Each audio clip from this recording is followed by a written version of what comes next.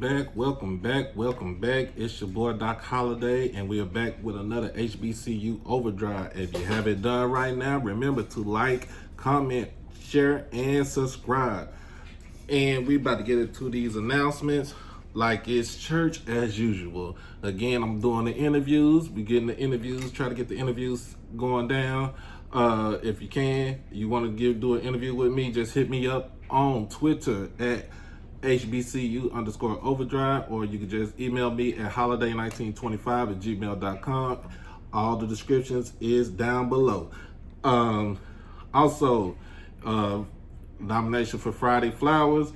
You know, if you're in the HBCU world and you know somebody that's basically want to be nominated for it, let them hit me up again.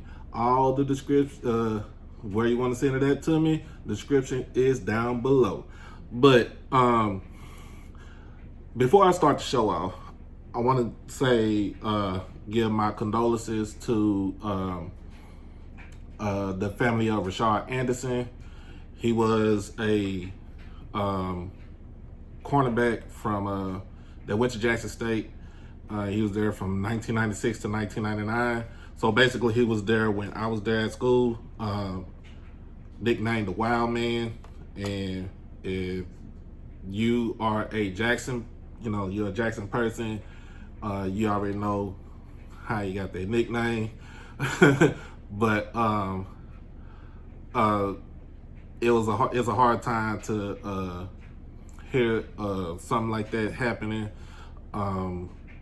to one of the people that you knew, that you went to school with, that you kind of you basically kind of grew around with, hung out with, and stuff like that. So I want to give my condolences to his family, and as men, as still, even though he was 45, as young men still, we need to make sure that we are taking care of ourselves, making sure that we are on the up and up, mentally and physically. So this is just like another blow to a former JSU Tiger. Like I said, giving off his accomplishments. He was first team all SWAC. He basically was drafted in the first round in 2000 NFL draft. And as y'all know, if Sir's Jackson State history with the football, we had two people that was drafted in the first round that year. The other person was Sylvester Morris, and he was the other person. He was drafted by the Carolina Panthers, played with the Panthers for a couple of years, bounced around from league to league, and then he basically lived this he lived his life the way he wanted to live. He lived a modest life, but it's something that he's gone too soon. And like I said, praying for his family. And you rest up, my brother, till we meet again. So now let's get to what I want to talk about today. We had today was the XFL showcase for HBCUs. Now the XFL is coming back into play in February of 2023. It is co-owned by Dwayne "The Rock" Johnson from the WWE, and also his ex-wife, but is his business partner, Miss Danny Garcia, and the Redbird Capital Group, which is also kind of funding everything, making sure everything is funded. So they had their showcase today. They've been having six showcases at different places. Basically, they was at I know last week they was at the island of Hawaii. Basically, I looked at some of the videos and stuff like that for that showcase, and I had to say that was a good showcase, especially for those guys that was on the island, to make sure that, you know, they want to be seen. They want to be seen. They want to be heard. They want to be in the league. You know what I'm saying? And if just in case they can't get into the league, to the XFL, then like I said, you still have the CFL that's going strong. You have the USFL that's about to start that's going to do their second season next year. And this time with them, they're going to be at home base at their actual home place. So it's not going to be the bubble type thing that you saw this year from this season. So they're actually going to be in their home territory, and basically, you know, it's going to be a good look. So, you know, my whole thing is on it as far as with having these spring leagues. They are not in the competition with the NFL. Understand this. They are not. Let me get. They are not in the competition with the NFL. Point blank. All right, but with having these type of leagues right here for the spring, it is a good thing because they let other players that did not get drafted into the NFL, that may not have went to the you know, scouting combine or anything like that, they are to be seen and they are to try to make a living. That's the main thing, to be seen, to play the game that they love, and to make a living, because we all have to make a living. So today was the HBCU showcase, and guess where it was at, man? It was in Jackson, dog. Over at Jackson State. You know, Coach Prime, he was so elated, so blessed to have this, showcase to come to the school and stuff like that. Not only does this put the XFL on the map, this also puts Jackson State on the map again, as usual. I mean, it's not gonna say as usual, but again, they'll put them on the map. It to be interviewed by ESPN, by Jay Harris and stuff like that. And, it's basically incorporating like, hey, The Rock didn't get hit. He played football at the University of Miami. This man won a national championship at the University of Miami. He played with some Hall of Fame dogs on his team, like Warren Sapp. Who else? Ray Lewis. Who else? Cortez Kennedy. He played with some certified dogs on his team, and they won a natty back in was it 1992, if I'm not mistaken, 91, 92. Okay. But anyway, I'm kind of rambling right there. But he didn't get drafted into the NFL. He went to the CFL. He went up to Canada, and they said, well, you look good, but you don't look good enough for us. So, as y'all know, he went on a route as to wrestling, because that's where his father was. That's where his father made his bones at. That's where his grandfather, High Chief Peter Maivia, made his bones at. In a wrestling world. So he was a part of the Samoan dynasty, the Anoa'i family. You know what I'm saying? The Samoan dynasty, and he had a good career at it. And y'all know, as far as him being an actor, he's an actor, philanthropist, and everything like that. High gross actor at that. And I feel like football served him well and prepared him for the life that he has now. And so he basically, him and his ex-wife, Danny Garcia, but like I said, that's his business partner also, they went and bought the XFL. Was going to be on the chopping block. It was on the auction block at the last minute. Bought the XFL, bought all the rights and everything from Vince McMahon.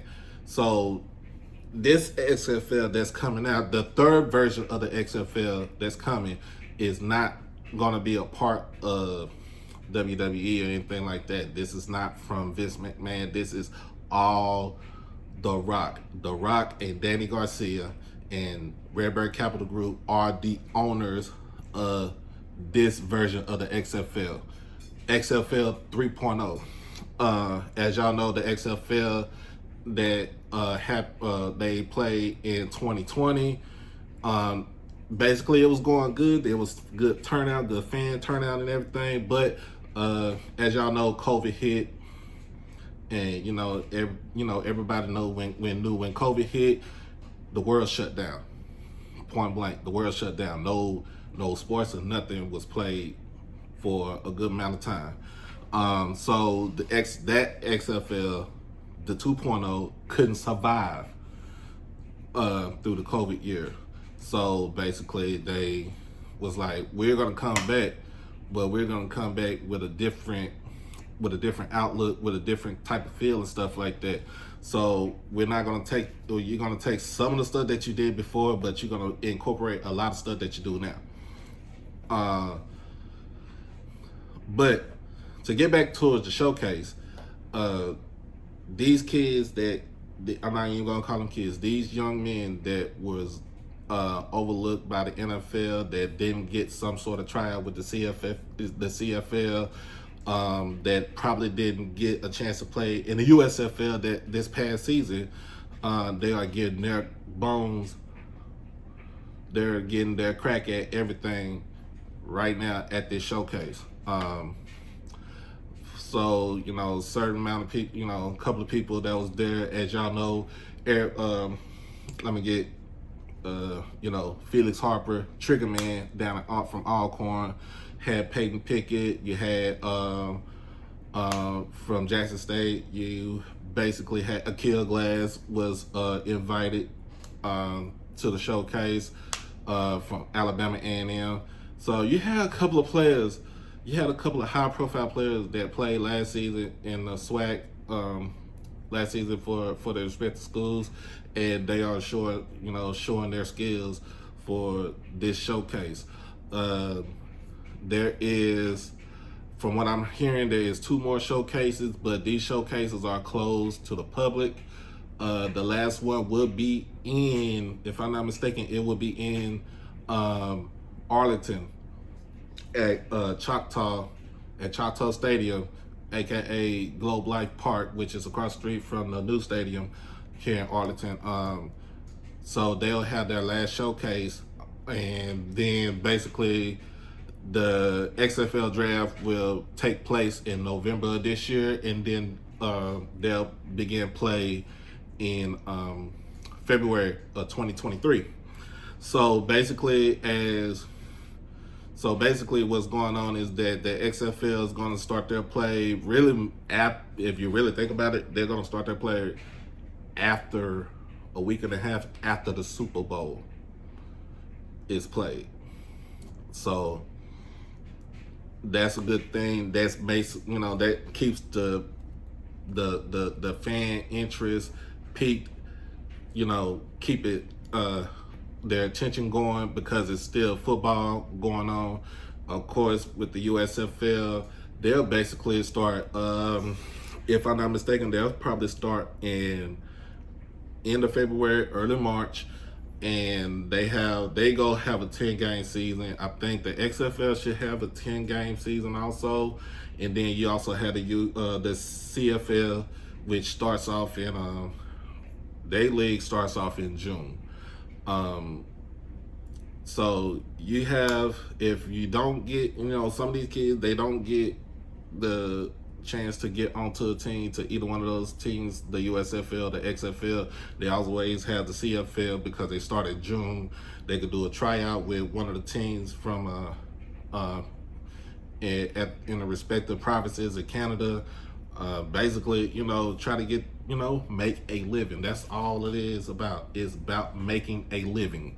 So I'm happy and I'm glad that they did go to Jackson. They showcasing in Jackson.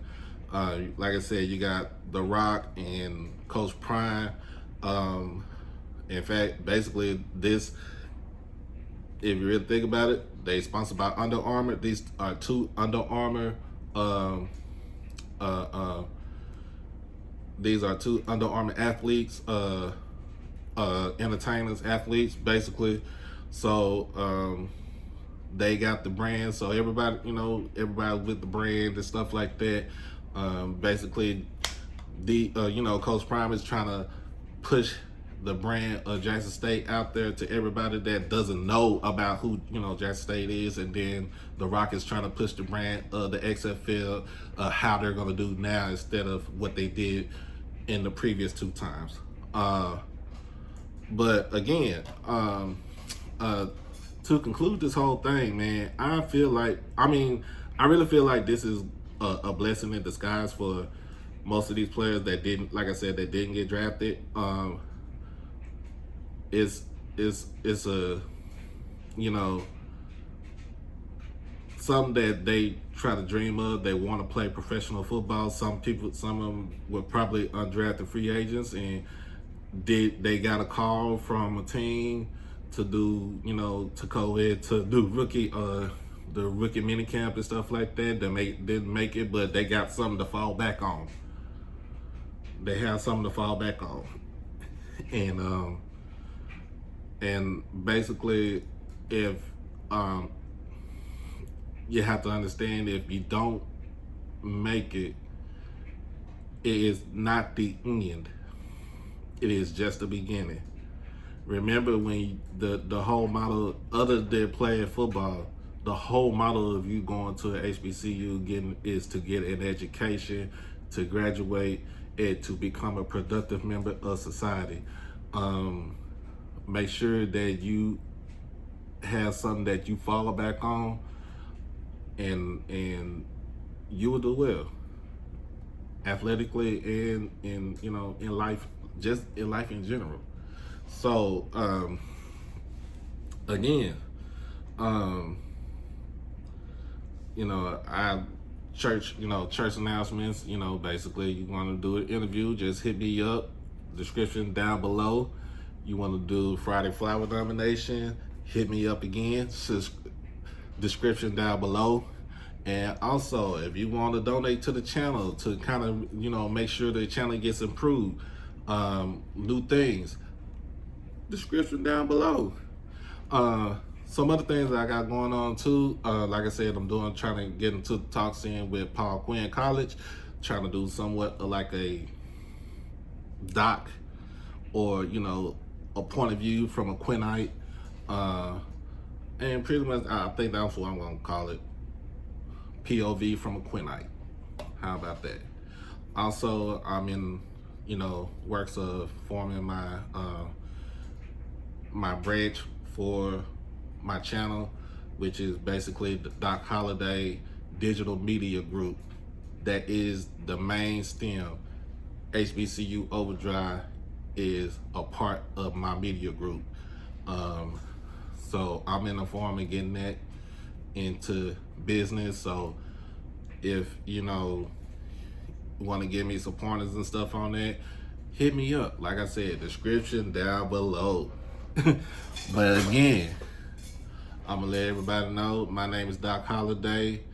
If you haven't done anything, like I said, it's gonna be greater later. It gets greater later, as always. Peace.